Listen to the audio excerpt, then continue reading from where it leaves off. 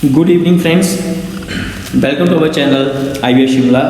तो आज हम प्रीवियस ईयर क्वेश्चन डिस्कस करेंगे पॉलिटी सेक्शन के। तो आज की हमारी ये सेकंड वीडियो है, सेकंड पार्ट है पॉलिटी का। सो स्टार्ट करते हैं हम फर्स्ट क्वेश्चन से। सो फर्स्ट क्वेश्चन है हमारा, which of the following acts introduce communal electorate in India. So Bharat में निम्न में से किस अधिनियम द्वारा सांप्रदायिक चुनाव दाखिल किया गया था। ऑप्शन है हमारे पास Indian council act 1861, Indian council act 1892, Indian council act 1909 and government of India act 1935। तो दोस्तों यहाँ पे हमारा जो करेक्ट ऑप्शन है वो है सी, इंडियन काउंसिल एक्ट 1909। तो बात करें हम इस एक्ट की, तो यहाँ पे सेपरेट इलेक्टोरेट्स रिप्रेजेंटेशन दी गई थी मुस्लिम्स को। सेपरेट इलेक्टोरेट रिप्रेजेंटेशन दी गई थी मुस्लिम्स को इन लेजिस्लेशन। तो इस एक्ट को बेसिकली मार्ले मिंटो रिफॉर्म भी कहा जाता है। मार्ले मिंटो रिफॉर्म जो कि आया था 1909 में। मार्ले की बात करें हम तो लॉर्ड मार्ले थे उस टाइम के सेक्रेटरी ऑफ इंडिया, और हम मिंटो की बात करें तो उस टाइम वाइसराय ऑफ इंडिया रहे थे। ओके जी।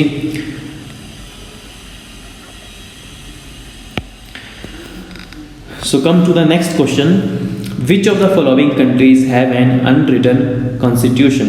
ऑप्शन है हमारे पास USA, UK, India and Pakistan. तो दोस्तों हम कॉन्स्टिट्यूशन की बात करें तो टू टाइप्स ऑफ कॉन्स्टिट्यूशन होते हैं। One is written and second is unwritten. Written means जिस देश का संविधान लिखा गया है, और अनरिटन मीन्स जिस देश का संविधान नहीं लिखा गया है। तो रिटन कॉन्स्टिट्यूशन की हम बात करें तो यहाँ पे हमारा जो करेक्ट ऑप्शन है वो है UK। ओके जी। तो अनरिटन कॉन्स्टिट्यूशन में अगर हम थोड़ा सा और डिटेल में देखें तो अदर कंट्रीज़ की तरफ, एक हमारा जापान, जर्मनी, तो बेसिकली यहाँ का जो कॉन्स्टिट्यूशन है वो अनरिटन है। और अगर बात करें हम USA और इंडिया की और पाकिस्तान की, इन तीनों का कॉन्स्टिट्यूशन कैसा है, रिटन कॉन्स्टिट्यूशन। और जो इंडिया का जो कॉन्स्टिट्यूशन है वो है सबसे बड़ा कॉन्स्टिट्यूशन है पूरे वर्ल्ड में। तो इसमें से लाइक करते हैं 12 शेड्यूल, एक प्रीएम्बल और 465 अबव आर्टिकल्स एंड 25 पार्ट्स, जो कि इंडिया का जो कॉन्स्टिट्यूशन है वो इन 4 पार्ट्स में विभाजित है। ओके जी। तो यहाँ पे जो हमारा जो करेक्ट ऑप्शन है किस कंट्री का अनरिटन कॉन्स्टिट्यूशन है वो है UK। Come to the next question, the 9th schedule to the Indian constitution was added by. Option है हमारे पास first amendment, B 8th amendment, C 9th amendment and option D 42nd amendment. तो यहाँ पे direct question पूछा गया है, तो यहाँ पे जो हमारा जो करेक्ट आंसर है वो है option A, that is first amendment act. तो बात करें हम शेड्यूल्स की तो 12 शेड्यूल्स होते हैं हमारे इंडियन कॉन्स्टिट्यूशन में। So come to the next question, in which year the state of Jharkhand was formed. Option है हमारे पास 1998, 1999, 2000 एंड 2001। तो दोस्तों ऑप्शन हमारे पास यहाँ पे जो करेक्ट है वो है 2000। तो 2000 में बेसिकली 3 स्टेट्स बनी थी। One is Chhattisgarh, Uttarakhand and Jharkhand. तो छत्तीसगढ़ हमारी 26th स्टेट बनी थी, उत्तराखंड हमारी 27th एंड लास्ट बनी थी 28th, जो कि बनी थी झारखंड 28th स्टेट बनी थी इन 2000। और अगर हम प्रेजेंट सिनेरियो की बात करें तो प्रेजेंट में हमारे पास इन 2022 28 स्टेट्स एंड 8 UTs हैं। UTs means union territories, present में 8 हैं। Come to the next question, where was the first parliamentary form of government form. पहली संसदीय स्वरूप की सरकार का निर्माण कहाँ किया गया था। ऑप्शन है हमारे पास ब्रिटेन, बेल्जियम, फ्रांस, स्विट्ज़रलैंड। तो यहाँ पे हमारा जो करेक्ट ऑप्शन है वो है ब्रिटेन। तो जो first parliamentary form of government बनी थी वो ब्रिटेन बनी थी इन 1707। ओके जी, तो यहाँ पे हम थोड़ा डिटेल्स में देखते हैं कि फॉर्म ऑफ गवर्नमेंट, तो टू टाइप्स ऑफ गवर्नमेंट होती हैं, एक होती है parliamentary form of government and another one is presidential government. तो पार्लियामेंट्री फॉर्म ऑफ गवर्नमेंट की बात करें तो उसमें टू एग्जीक्यूटिव होते हैं और प्रेसिडेंट में वन एग्जीक्यूटिव। टू एग्जीक्यूटिव की बात करें तो एक होता है नॉमिनल एग्जीक्यूटिव और एक होता है real executive. Real executive means जिसके पास सारी पावर्स हैं। तो फॉर एग्जांपल पीएम, पार्लियामेंट में सबसे बड़ा कौन होता है जिसके पास रियल पावर्स होती हैं, वो होती हैं पीएम। और जो नॉमिनल एग्जीक्यूटिव होता है वो होता है हमारा प्रेसिडेंट। अगर हम बात करें प्रेसिडेंशियल फॉर्म ऑफ गवर्नमेंट में तो यहाँ पे जो रियल एंड नॉमिनल एग्जीक्यूटिव एक ही होता है, वो होता है president. For example in USA. और अगर हम पार्लियामेंट्री फॉर्म ऑफ गवर्नमेंट की बात करें तो इंडिया, जो कि हमारा रियल एग्जीक्यूटिव कौन है, prime minister, and nominal executive president. और जो सबसे पुरानी जो पार्लियामेंट्री फॉर्म ऑफ गवर्नमेंट बनी थी वो बनी थी सबसे पहले ब्रिटेन में 1707।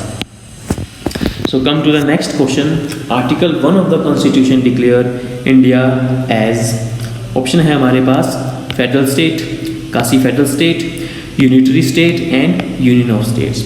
तो यहाँ पे हमारा जो करेक्ट ऑप्शन है वो है दोस्तों यूनियन ऑफ स्टेट्स। भारत जो है वो एक संघ है राज्यों का। हमारा जो फर्स्ट आर्टिकल कहलाता है कि भारत एक संघ है राज्यों का। अगर हम फेडरल स्टेट और यूनियन स्टेट में थोड़ा सा डिफ्रेंशिएट करें तो federal state and union state में थोड़ा डिफ्रेंशिएट करें तो एग्जांपल के तौर पर फेडरल स्टेट हमारा एग्जांपल रहेगा USA and union of state हमारा इंडिया। मींस जो वहाँ की यूएसए की जो 50 स्टेट्स हैं उनके पास पावर्स हैं कि वो कल को उठ के ये बोल सकती हैं कि हमें अब इंडिपेंडेंस चाहिए। But as compare to India ऐसा नहीं होता है, क्योंकि India is a union of states. यहाँ पे कोई राइट नहीं है किसी स्टेट को कि वो कल को ये बोल दे कि हमें इंडिपेंडेंस चाहिए। ओके जी, come to the next question. The right to property is, option है हमारे पास fundamental right, option B legal right, option C moral right and D none of this. तो यहाँ पे हमारा जो करेक्ट ऑप्शन है ऑप्शन बी। तो हमारा जो राइट टू प्रॉपर्टी है वो है एक कानूनी अधिकार, एक वैधानिक अधिकार है, लीगल राइट। तो बात करें हम 1978 से टू प्रेजेंट 2022, तो 1978 से पहले 7 आर्टिकल थे, 7 फंडामेंटल राइट थे जिसमें कि राइट टू प्रॉपर्टी भी था। बट 44th अमेंडमेंट एक्ट 1978 के ज़रिए इस राइट टू प्रॉपर्टी को रिपील करके, हटा करके इसको इंक्लूड किया गया पार्ट 12 में और अंडर आर्टिकल 300A, और तब इसको एक नया नाम दिया गया लीगल राइट। तो प्रेजेंट में ये हमारा लीगल राइट है, right to property. Come to the next question.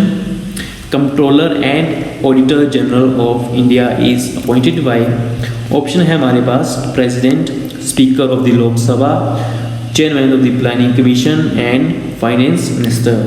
तो यहाँ पे हमारा जो करेक्ट ऑप्शन है वो है प्रेसिडेंट। जो हमारा CAG जो होता है वो किसके द्वारा अपॉइंट किया जाता है, by president.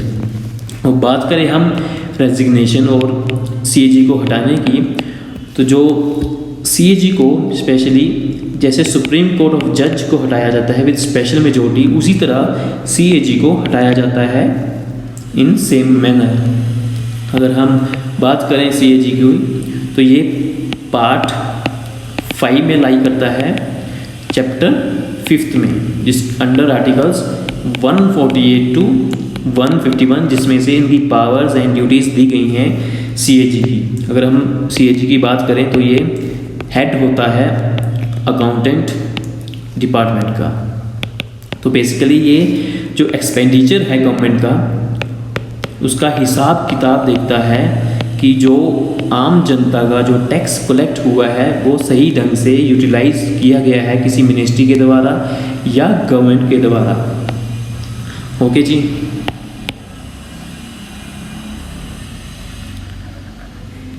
So thank you for this session. Please comment में ज़रूर बताएं आपको वीडियो कैसी लगी और वीडियो को लाइक और सब्सक्राइब जरूर करें। Thank you.